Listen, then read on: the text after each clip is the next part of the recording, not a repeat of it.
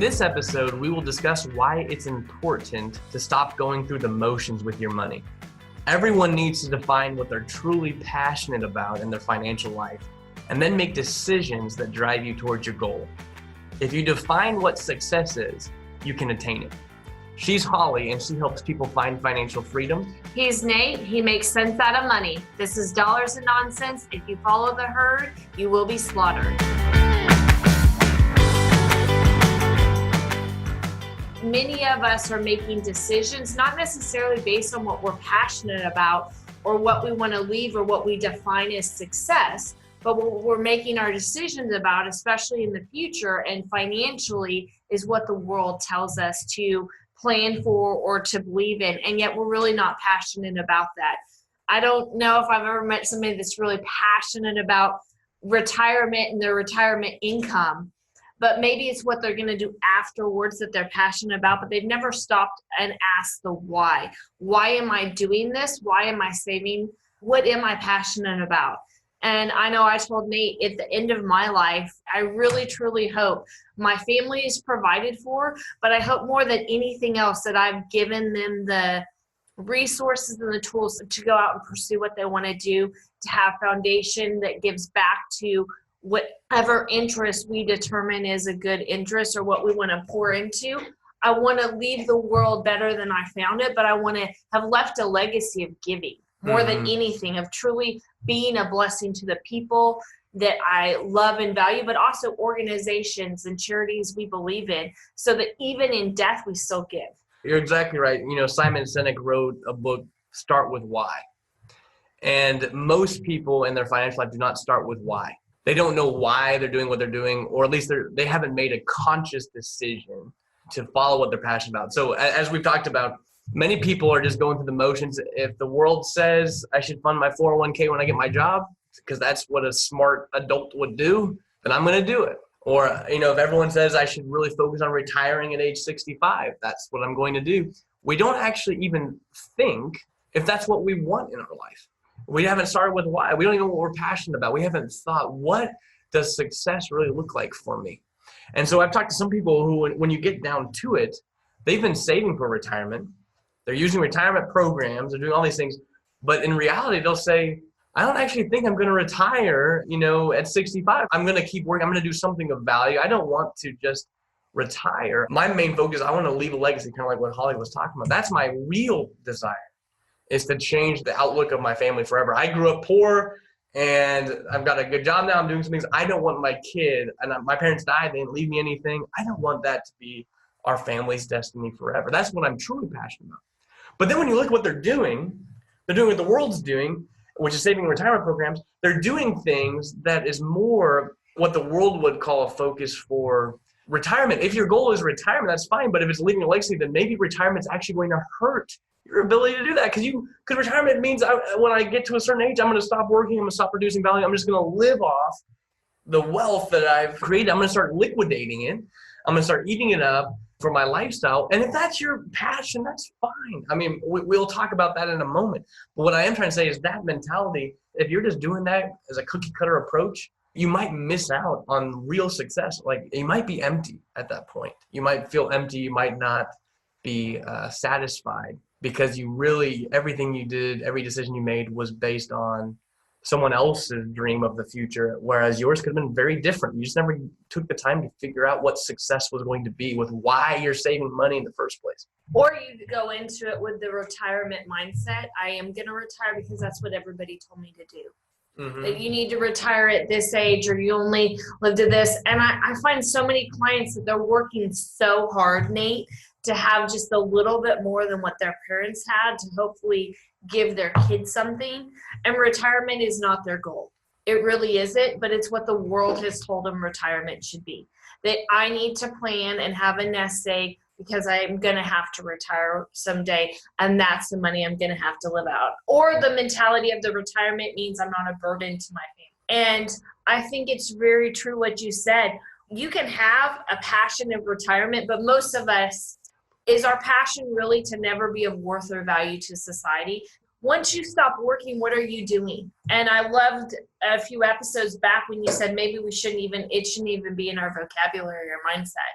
But also, you got to have a bigger passion than retirement. You can have retirement as a passion, but I think you obviously have to have something bigger than just retirement. We've had Rabbi Daniel Lapin on our podcast, and we're fond of him and his, insight on money and business. And he talks about one of the 10 commandments for making money and being wealthy is to get the idea of retirement out of your head. It's helped me a lot too. And I think it's helped other people.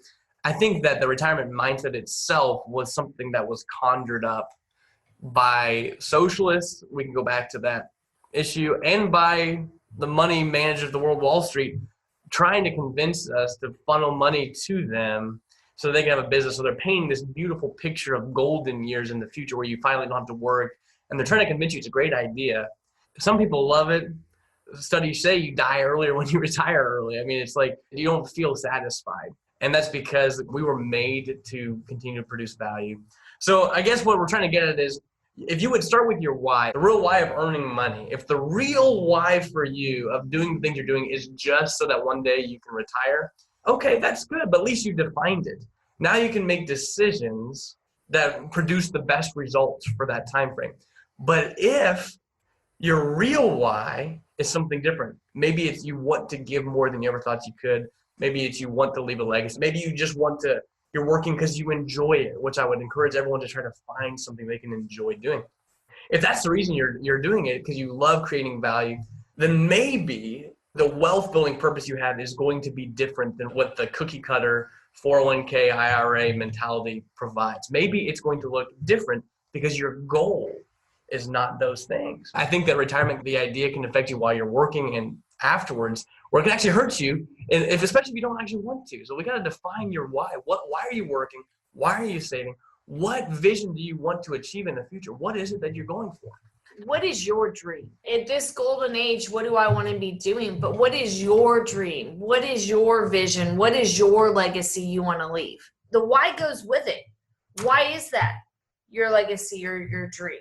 Ray says if he's having a client signing an application on the day he dies or he's in the hospital, he'd be a happy camper because he died helping somebody. He was still of value. And it's this generational wealth that you want to pass on, or knowledge that you want to pass on. And I think for so many of us, we've grown up in the mentality of what everybody told us to do. Like Nate said, with Wall Street and this and that. Who knows your future better than you and your passions and your dreams? We got to define those things too. Maybe they don't know, what your real dream and passion is. And it doesn't have to look like the world. So I guess that's what we're sincerely trying to encourage is your decisions today are mainly based on what we know, and you can change those decisions to reach a different goal. So if your decisions are, I'm just working until age 65 so I can retire and I'm going to consume my money, then we'll make decisions that way. If your decisions are, I want to produce as much value as I can to my family, to the world, to leave a legacy, and I want to be a giver, and I want to do things that create value for as long as possible. If that's your desire, then I don't think the norm of the cookie cutter approach of the mutual fund and Wall Street world is really going to fit your life. Have you ever wondered how to stop worrying and just make and keep more of your money? We believe in challenging the status quo. We believe in defying conventional wealth tools while maintaining traditional values. After all, most of those conventional tools only ever seem to make someone else on the inner circle rich. You can become debt-free, in control, secure, and achieve financial significance. Private family financing can be used in your life and even your business. Let us help set you free from worry. Visit livingwealth.com/freedom to receive your free copy of the Tree of Wealth. You'll learn about the tools banks themselves use and rarely speak about openly. These are the strategies used to launch Disney, JCPenney's, and countless successful families. For more than 46 years, Living Wealth has focused on treating clients with respect and honesty while helping them achieve financial freedom. Learn how to turn your hard work into significance. Visit livingwealth.com/freedom to instantly receive your free copy of the Tree of Wealth. You'll be enabled to have cash today and in the future. It's more than mere infinite banking. It's private family financing. Don't let banks and Wall Street dictate your financial future. Go to livingwealth.com/freedom to instantly receive your free copy of The Tree of Wealth. Now, back to Nate and Holly. You have to start asking yourself, what am I going to implement to provide for that future, to achieve that dream, that goal? And I think for so long, we haven't even asked, how am I going to do that? What am I going to do? But you got to start thinking outside the box. You cannot just say this CD, this mutual fund, this IRA, this 401k, it's going to provide for me. You've got to actually say, what am I going to do differently? And how do I paint that picture? And what are the resources I use to do that? We got to start making conscious decisions. We can't, our slogan here is if you follow the herd, you will get slaughtered. And that's true. If you don't make conscious decisions, you're setting yourself up for some sort of unsatisfactory ending that was created for you by society that you didn't have an input in to plan or to even know what you wanted. So if you can come down with your why is it that I'm doing what I'm doing? And then if you find out that your why, the real reason you're doing things is not being shown up in your life and where you're working and in your dreams and your visions, then you have to make some changes consciously. And then you'll feel so happy whenever you've achieved it because you were like, I was a part of this. I didn't just fund the 401k because that's what they said. And maybe the 401k is great for you, but maybe it's not. It just depends on your real why. So my suggestion is to not have a passion for retirement alone. I think that the world's trying to convince us that we should be passionate about saving money for retirement.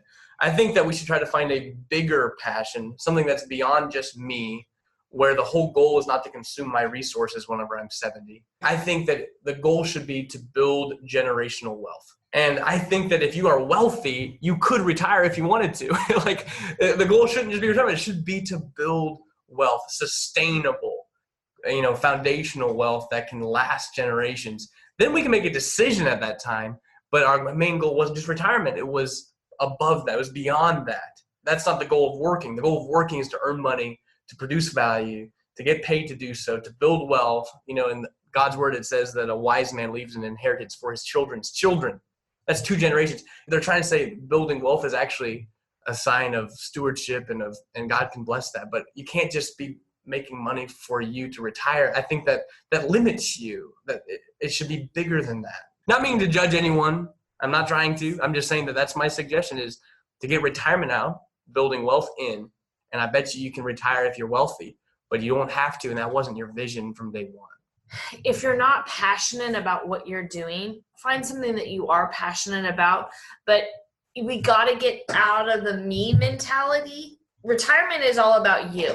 And most people, even when they retire, only hope that they outlive their money, right? That their money doesn't outlive them. They don't want to run out of money. That's a big, huge thing. And what we're saying is you can have retirement, but you can also have to have a bigger picture, or else you're not going to be satisfied, in my opinion. And you might die early, and you might leave a little bit of money to your family. But what was the greater good of the retirement? What truly do you want to do outside of that? And I think there's so many opportunities to think outside the box. I know for me, if I had not joined a family business that I truly am passionate about, I love what I do and I love helping people, I think I would have been stuck in the same mentality as everybody else.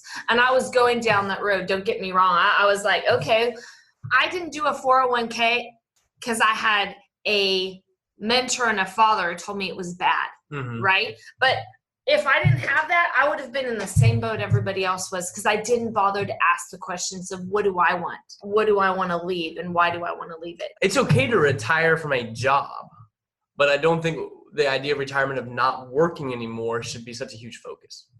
Like if you have a job and you retire at 65, and that's okay, but I don't know if it's wise to have a goal of retiring at 65 and say, I'm not going to work at all for the next 30 years. And I'm going to die at 90, 95, having lived 30 years, just consuming the resources I built up while I was working. I think it's okay if you want to try something new, if you want to venture out. But I think that you should be thinking about those things, not just, next year I'm planning to retire and I've got no idea what I'm going to do. It's fine to retire from a job, but that's what Rabbi Lapin talks about. I think that at age 65, your wisdom, your experience is worth something. You should create some way to produce value to somebody that they're willing to pay you for your service. And that's fulfilling. That's the way God intended the world to work. And the idea of just quitting, I think it's going to be unfulfilling to some. It might feel great to no longer have to punch a time clock, and not come into the office because you're just stressed out. But that's going to wear off. 5-10 years later, the excitement is gone. And I bet you would have wished that you had started something new. You start something that you enjoy. You start something you can help people and get paid to do it. It can be fun. I mean, if you've worked as a W-2 employee for your whole life, you don't know the excitement it is to start something, to think entrepreneurially, to do something that's your own. That's exciting. So I encourage you to consider your financial life is not ending at 65 and then transitioning, but transition to something new if you want, but have your wealth really define what your why is for working, for saving money, and then make decisions that empower that vision. And I think if you change the mindset from a retirement income and you create a bigger passion for yourself, you're actually going to create passive and residual income now and for the future. But if you don't start asking those questions now, then you're going to get to the age of retirement and only have retirement there for you. And we don't want you to get there. We want you to start asking it now, so that by the time you get to that age where you feel like, hey, maybe I do want to retire, or I just don't want to do this job anymore, you have avenues you can proceed and go down. I know Nate said 5-10 years down the road, it's going to get old. I happen to know somebody that 35 years punching a time clock, doing day in, day out, retired July 1st. Well, we're not at July 15th and they're bored already. Right. I'm just going to say they're bored, right? And they're roughly 2 weeks in, because that's all they knew how to do. Now what do I do with my time? And the only thing this person has is this 401k. And that's what we brought up a few episodes back was, if there's one thing you can do to get the worries of, will I have enough to retire, or will my money last as long as I do? If you want to get rid of those worries, then just get retirement out of your head. I'm going to produce value in some way. I'm of worth to somebody here on this earth, and they are willing to pay me for the value I can produce. And I'm just going to do that for as long as I can. And it's going to be fun. And that's what I want to do. And, read some of Rabbi Daniel Lapin's books that he can really help you get out of that. But start with why. Don't just go through the motions. Consciously make a decision. This is success to me. And that can change over time, but at least right now, whenever I'm 90, this is what I wanted to achieve with my money. This is my main thing on my deathbed. And then make decisions that empower that why. This has been Dollars and Nonsense. If you follow the herd, you will be slaughtered. For free transcripts and resources, please visit livingwealth.com/E75.